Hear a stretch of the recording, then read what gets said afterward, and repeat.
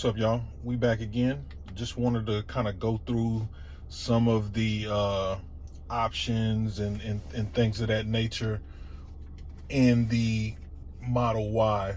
And I believe for all the Tesla, cars that have the updated touchscreen, a lot of these options are going to be the same, obviously, with the updates and things of that nature.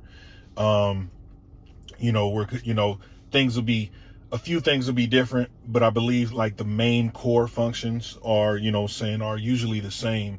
So just to kind of looking at your front screen, you're always going to be able to see the vehicle itself and basically be able to control all aspects of the vehicle while you're kind of outside of the vehicle. As you can see right here, the frunk, you can open it from here.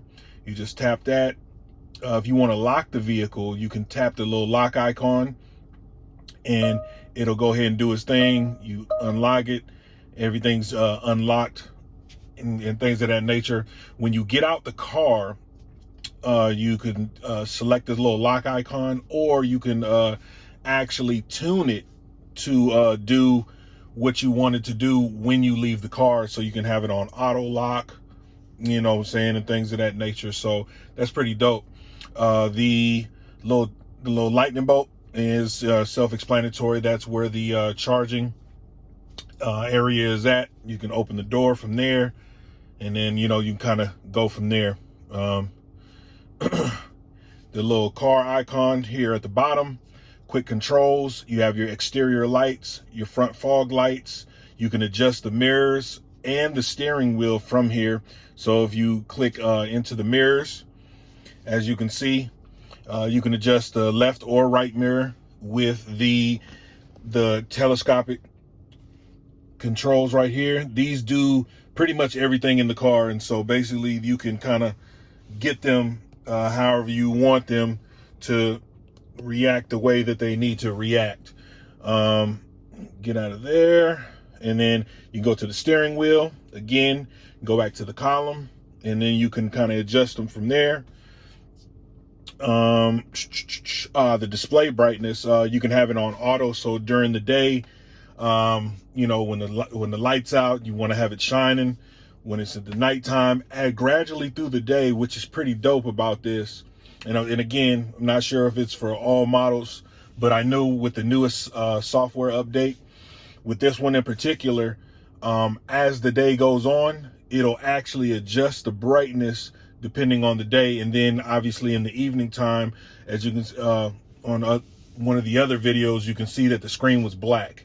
The back, the background portion of it, to kind of, so you won't be blinding yourself at night, which I thought was pretty dope. So just taking a look right here, quick controls, lights, locks, display. You guys can read the rest. We'll take a look at the lights. Again, self-explanatory. You have your parking lights on auto. So if you want, the running day lamps, which I have on right now, which is pretty cool. Front fog, your dome lights, which are these lights right here. And then you have your ambient lights. So if you want your ambient lights on, you can, you can select that. And so basically as you're driving, and again, you won't be able to see it right now, but at night, the ambiance of the vehicle when you get in or get out, you can adjust that. And then you guys can see right there, pretty self-explanatory. Your locks, and then just like all these other just all your other locks and things of that nature, your window locks, child locks, and like I was saying before, your walk away. And so if you have that, and so if you have your location on, you can exclude the home. So you can, keep your car open so you can get in there and charge it and things of that nature. The car left open notification. So if anything's open, it'll notify you. Obviously, you can click it at home, and then, your lock confirmation sounds. Display mode, as you can see here. And then again, the brightness is on auto.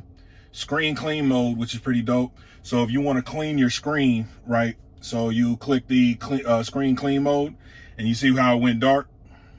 And then you can kind of do what you got to do on your screen. Hold the exit.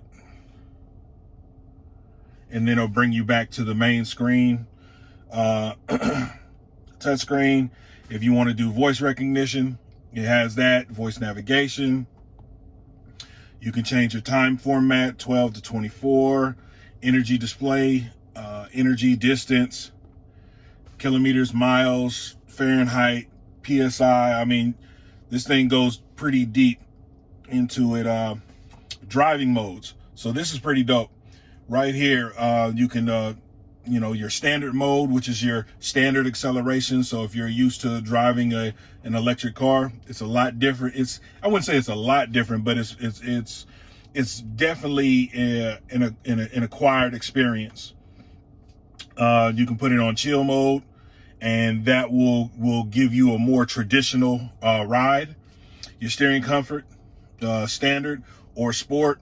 Obviously click the sport. That's more of your more responsive. So if you're really trying to get it in, you can kind of do that. Your stopping mode, hold, roll, and creep. So basically what that means is as you're approaching and you're using your regenerative brakes and things like that, the more restrictive hold one will pretty much it'll be like tighter on the brakes. Creep will exactly what it is. It'll creep the car up. Roll, it'll just roll into it until you initiate the brakes. And as you can see right there, maximize the range by extending regenerative braking, just like I spoke about. At lower speeds, automatically blends into the brakes and hold the vehicle at a stop. So if you've never driven an electric vehicle before,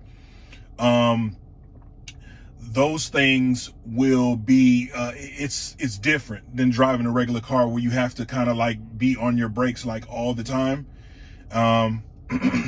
It's pretty cool. So let me get this back up.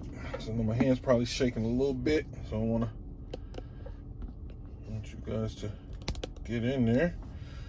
All right, so moving right along, put this up. Bam.